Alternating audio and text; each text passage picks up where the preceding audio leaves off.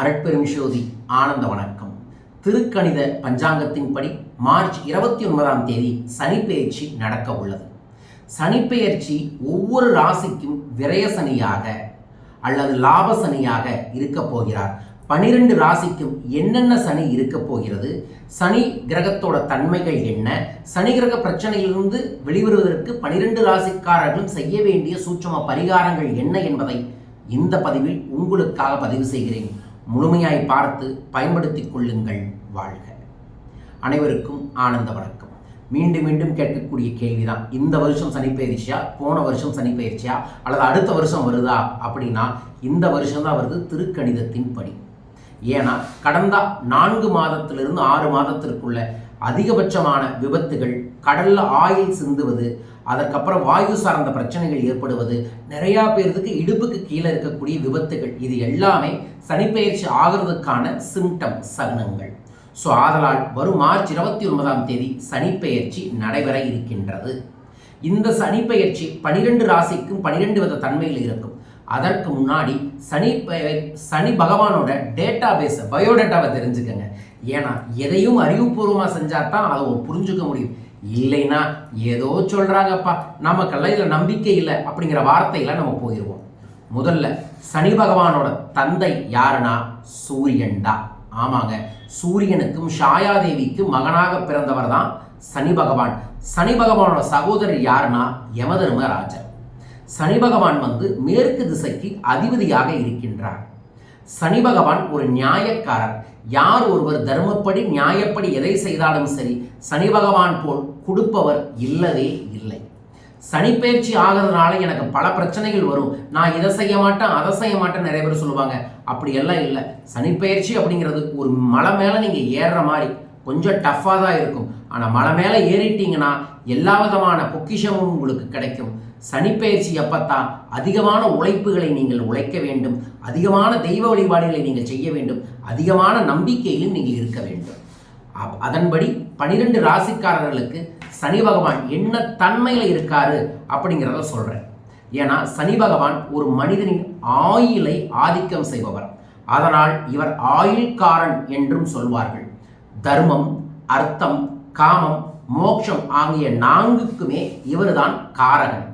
சனி ஒருவர் ஜாதகத்தில் ஆட்சியாகவோ உச்சமாகவோ இருந்தால் அவர் எல்லா விதமான சௌபாகியங்களையும் உயரிய வாழ்க்கையையும் தருவார். கடந்த முறை நரேந்திர மோடி அவர்கள் பிரதமர் ஆகிறதுக்கான தருணத்தில் அவருக்கு இருந்ததும் சனி பயிற்சி, சனி கிரகத்தோட 7.5 சனி இருந்தது என்பதை நீங்கள் மனதில் வச்சுக்கணும். உங்களுக்கு புரிகிறதுக்காக இதை சொல்கிறேன். தர்மம் தவறாமல் நேர்மறையுடனும் ஒழுக்கத்துடனும் எவன் ஒருவன் இருக்கின்றானோ சனிப்பெயர்ச்சி தருணத்தில் அவன் வாழ்வில் உச்சத்தை அவன் அடைந்தே தீருவான். அதன்படி உங்களுக்கு இப்போ எப்படி இருக்குன்னு சொல்ல இருக்கின்ற, நீங்கள் என்ன ராசி அதை மென்ஷன் பண்ணுங்க, அதற்கு அதை சொல்கிறேன். மேச ராசி அன்பர்களுக்கு விரய சனி. உங்களுக்கு 70% நன்மையை சனிப்பெயர்ச்சி தர இருக்கின்றது. ரிஷபராசிக்கு லாப சனி 90% நன்மைகள் கிடைக்க இருக்கின்றது. மிதுனம் கர்ம சனி 80% நன்மைகள் கிடைக்கும். கடகம் பாக்கிய சனி 60% நன்மைகள் கிடைக்கும். சிம்மம் அஷ்டமா சனி 40% நன்மைகள் கிடைக்கும். கன்னி கண்டக சனி 60% நன்மைகள் கிடைக்கும். துலாம் ரோக சனி 70% நன்மைகள் கிடைக்கும். விருச்சகம் பஞ்சம சனி 60% நன்மைகள் கிடைக்கும். தனுசு அர்த்த அஷ்டம சனி 60% நன்மைகள் கிடைக்கும். மகரம் சகாய சனி 80% நன்மைகள் கிடைக்கும். கும்பம் பாத சனி 60% நன்மைகள் கிடைக்கும்.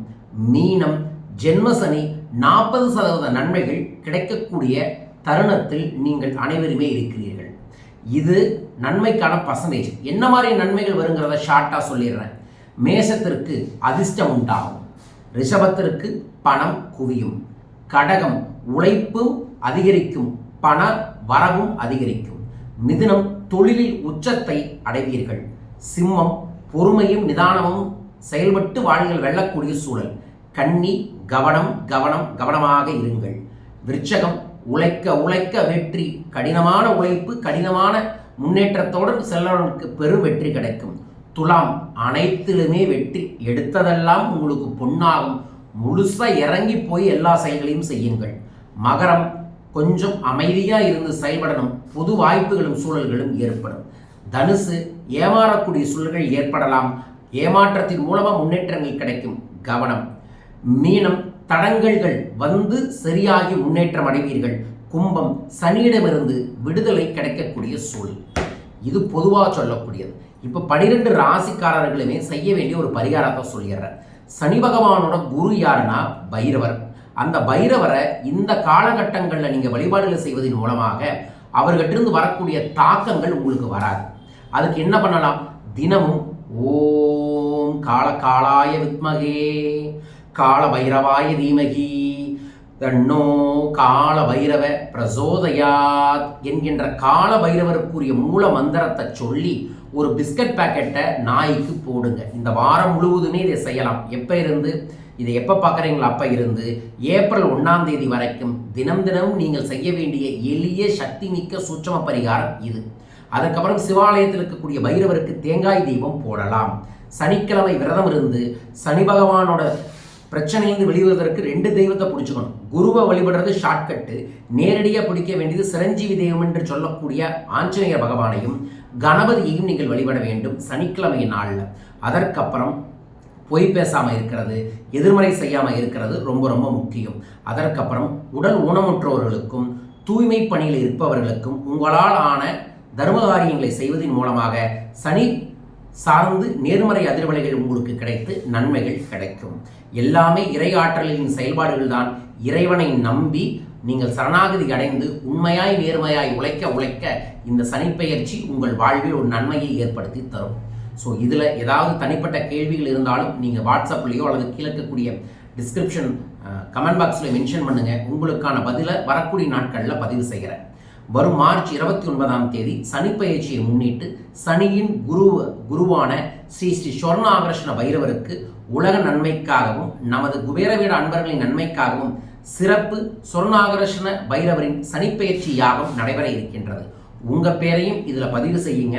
இதில் பதிவு செய்கிறவங்களுக்கு நவ கிரக தோஷங்களை சரி செய்யக்கூடிய ஒரு ஆமை வடிவத்தில் இருக்கக்கூடிய நவ ரத்தினங்களால் இருக்கக்கூடிய கோல்டு பிளேட்டட் மோதிரத்தை தர இருக்கின்றோம். இதைய நீங்கள் லெஃப்ட் ஹேண்ட் மோதிர விரலில் ஒரு 3 மாதங்கள் போட்டுட்டு இருப்பது ரொம்ப ரொம்ப நன்மை.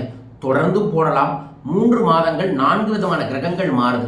அந்த நேரத்தில் நவரத்ன மோதிரங்களை கையில் அணிந்து கொள்வது நமக்கு இருக்கக்கூடிய பல்வேறு விதமான பிரச்சனைகளுக்கு தீர்வுகள் தரும். ஸோ நீங்கள் உங்கள் பேரை சங்கல்பத்திற்கு பதிவு செய்யுங்க. சிறப்பு பிரசாதத்தோடு உங்களுக்காக சங்கல்பம் பண்ணி உங்கள் வீட்டுக்கு அனுப்புகிறோம். உங்கள் பெயரை ராசி நட்சத்திரத்தோடு பதிவு செய்ய தொலைபேசி எண்களில் தொடர்பு கொள்ளுங்கள். இந்த சனி பெயர்ச்சி உலகத்தில் இருக்கக்கூடிய நமது அன்பர்களும் நண்பர்கள் அனைவரின் வாழ்விலுமே எல்லா விதமான சகல சௌபாகியங்களையும் தரணும், உழைப்புக்கேற்ற முன்னேற்றத்தை தர வேண்டுமென மனதார வேண்டி இந்த நிகழ்வை நிறைவு செய்கின்றேன். தொடர்ந்து நான் மலேசியா வர இருக்கின்றேன், சென்னை வர இருக்கின்றேன். சென்னை, மலேசியா, பெங்களூர் அன்பர்களும் நண்பர்களும் தொடர்பு கொள்ளுங்கள். என்னை தனிப்பட்ட முறையில் சந்திக்க, உங்கள் வீட்டுக்கு ஏதாவது சிறப்பு பூஜைகள் செய்ய தனிநபர் ஆலோசனைகளுக்கும் தொடர்பு கொள்ளலாம். மீண்டும் ஒரு அற்புத பதிவில் உங்கள் அனைவரையுமே சந்திக்கின்றேன். அனைவருக்கும் அனைத்து செல்வங்களும் பெருகட்டும். வாழ்க வையகம், வாழ்க பணமுடன். நன்றிகள் கோடி. ஜெய் குபேரா, ஜெய் ஆனந்தம்.